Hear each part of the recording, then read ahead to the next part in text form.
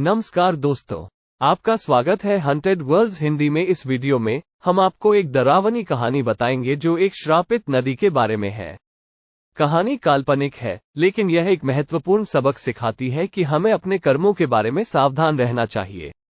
ये कहानी एक ऐसी नदी की है जिसे श्रापित माना जाता है। ये नदी उत्तर प्रदेश और बिहार में बहती है। इस नदी का नाम है कर्मनाशा। कर्मनाशा नदी के बारे में कहा जाता है कि इस नदी का पानी छूने से सारे पुण्य नष्ट हो जाते हैं। इस नदी के आसपास रहने वाले लोग इस नदी के पानी का इस्तेमाल तो छोड़िए, इसे छूने से भी डरते हैं। कर्मनाशा नदी के श्राप के पीछे एक कहानी है। ये कहानी बहुत पुरानी है। बहुत समय पहले एक राजा थे जिनका नाम सत्यव्रत था। सत्यव्रत बहुत ही धर्मात्मा और कर्मठ राजा थे। वे हमेशा अपने कर्मों का ध्यान रखते थे। एक दिन सत्यव्रत को पता चला कि वे मृत्युशैया पर हैं। वे बहुत ही दुखी थे। उन्हें अपने कर्मों के बारे में चिंता थी। सत्यव्रत ने अपने गुरु विश्वामित्र से कहा, तूने मुझे छू लिया, अब तेरे सारे पुण्य नष्ट हो गए हैं, तेरे सारे काम बिगड़ जाएंगे, तू हमेशा दुर्भाग्य का सामना करेगा। विश्वामित्र ने सत्यव्रत से कहा, चिंता मत करो सत्यव्रत, मैं तुम्हारी मदद करूंगा। विश्वामित्र ने अपने तप से सत्यव्रत को सशरीर स्वर्ग भेज दिया। इस बात से इंद्र बहुत ही क्रोधित हुए। उन्होंने सत्यव्रत को धरती पर वापस भेज दिया।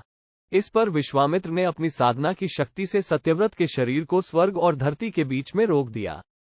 इंद्र और विश्वामित्र के बीच इसके बाद बड़ा युद्ध हुआ और इस बीच सत्यव्रत का शरीर उल्टा आकाश में लटकता रहा और उनके मुंह से लार निकलने लगी। कहा जाता है कि इसी लार से कर्मनाशा नदी बन गई।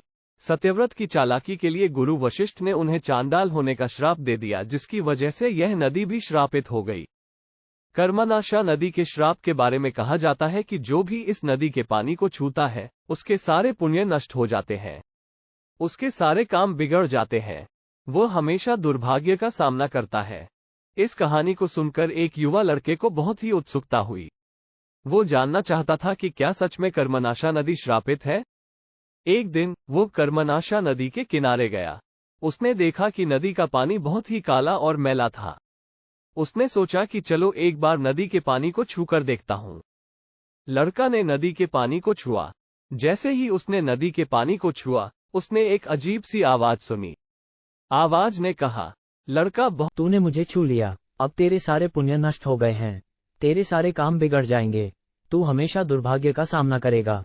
बहुत ही डर गया। उसने तुरंत नदी से दूर भागना शुरू कर दिया। लेकिन जैसे ही वो भागने लगा, उसे एक भयानक दृश्य दिखाई दिया। नदी के पानी में एक विशालकाय राक्षस दिखाई दिया। राक्षस ने लड़के को देखा और उसके ऊपर झपट्टा मारा। लड़का बहुत ही घबरा गया। वह भागने लगा, लेकिन राक्षस उसके पीछे भाग रहा था। लड़का बहुत ही थक गया। उसे लगा कि अब वो बच नहीं पाएगा। उसने भगवान से प्रार्थना की, भगवान मुझे बचाओ। भगवान ने लड़के की प्रार्थना सुनी। उन्होंने एक चमत्कार किया। उन्होंने राक्षस को नष्ट कर दिया। लड़का बहुत ही खुश हुआ। उसने भगवान का धन्यवाद किया।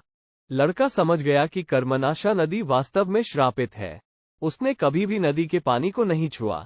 ये कहानी हमें ये सीख देती है कि हमें हमेशा अपने कर्मों का ध्यान रखना चाहिए। हमें कभी भी गलत काम नहीं करना चाहिए। अगर यह वीडियो पसंद आया